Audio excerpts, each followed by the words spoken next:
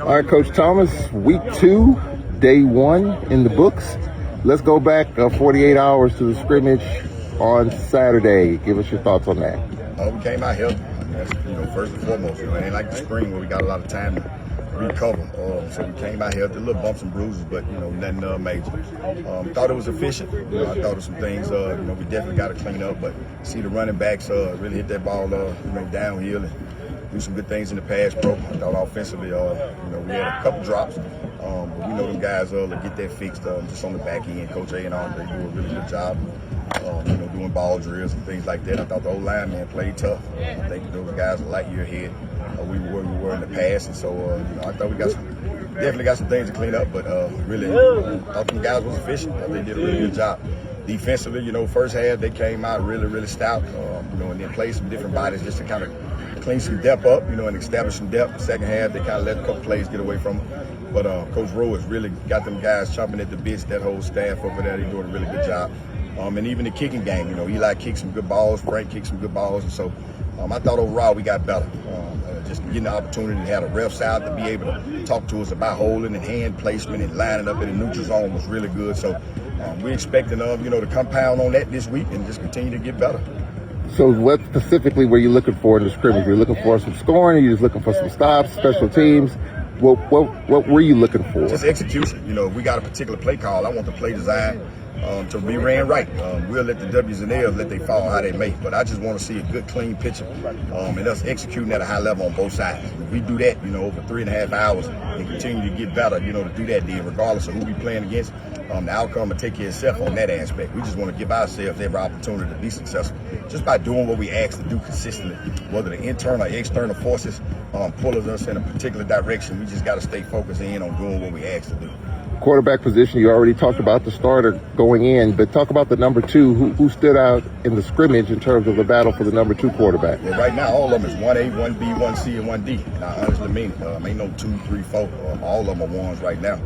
Coach Gales did a really good job of Mako going with the ones, and Zay running with the ones, and Rod running with the ones, and even Trey. So right now, it's just like that. It's 1A, 1B, 1C, and 1D. And all those guys did a really good job. Rod came in, man, and threw the ball over the place, kind of picked up like he did versus, in the spring game.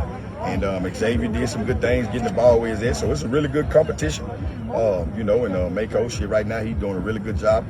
Just got to protect the football like he's doing and being explosive with his legs. So I'm excited about that group. So we'll battle that thing all the way through, to UAB. Just excited about their growth and what they're doing inside the offense. What about the running back room? How did the running backs, how have they looked through the first week? That was a major part just from a recruiting standpoint for us. And I think Tate Miller came in and established himself as that back behind, Sewell. He did some really good jobs in the pass pro, and I talked about the other day how we stood him up in front of the team, talking about that's my new favorite player, and to watch him run, his eye blooded. He don't come out the game and still run the ball hard, so he has established himself at that number 2 running back. Dorian, the young man from Nevada, he kind of tweaked his knee a little bit, but he's the solid 3 right now. He just got to get healthy, and so those guys, man, has really solidified themselves as a 3-headed monster, and we're excited about those guys. Just got to get the young guys caught up. But those 3 right now, if we play tomorrow, we know they could get in there and get us out of the game and also be explosive. Other than Chuck Griffin, Warren, who stood out for you as far as the receivers in the first week? Tyron had a big catch, down in the compete zone for a touchdown. Had a rough week, had some drops.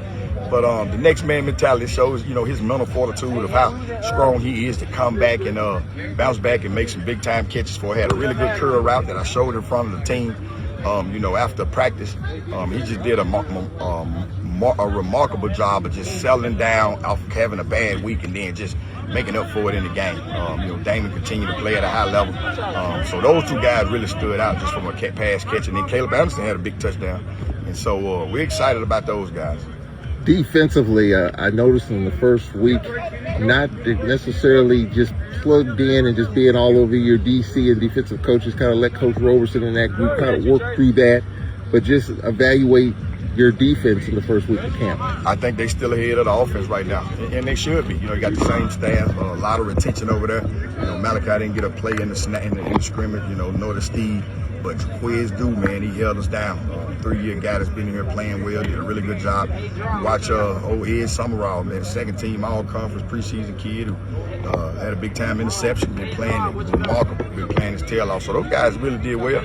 And so we know what the culture entails over there on defense, and we'll continue to maintain that. And I know Coach Rowe and that staff, man, they'll continue to push them guys and continue to have that mindset.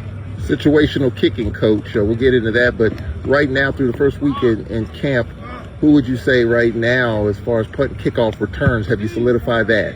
You know, on the punt right now, Frank is a little ahead of Eli, you know, guy we just brought in. But boys, they neck and neck. You know, Eli hit some balls today, and Frank did also. So that's another competition that's going to take us all the way down to kickoff. You know, that's a really good battle. And you know, but Kay, he does all the kicking.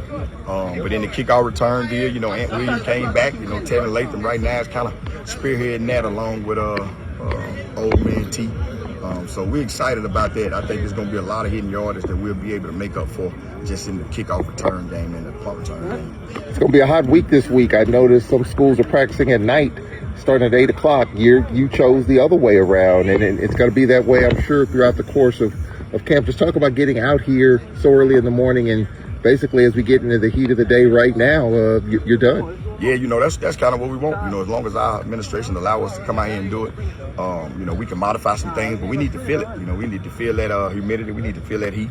Hydration is a must. You know, our training staff is, you know, top notch. They make sure we got all the things that we need to have from that standpoint. But if we can get out here in this heat, you know, we want to be in it. And so we just know we can scale back on some certain things. But just from a mental standpoint, you know, I feel like we can overcome a lot just being out in it. So when we get in them humidity, those stadiums that's really humid, you know, we can mentally be able to handle it, but also take care of our bodies and make sure that we, you know, hydrated well and playing at a high level. Do you see yourself doing some afternoon practices just to kind of experience the heat of the day? No, we ain't gonna go out there. You know, just walking around at 2:30, 3:30. I'm sitting there saying, I don't see how we did it back in the day. I don't know if I'm getting sulfur. It's a different kind of heat. And this charge, that thing dangerous. Both. Yeah, so I'd rather just hold tight and get them to the fight, because if not, we'll have everybody, Natchez Memorial, whatever the hospital is, there, Vicksburg, PG and Fayette, they all will be falling out, coaches included.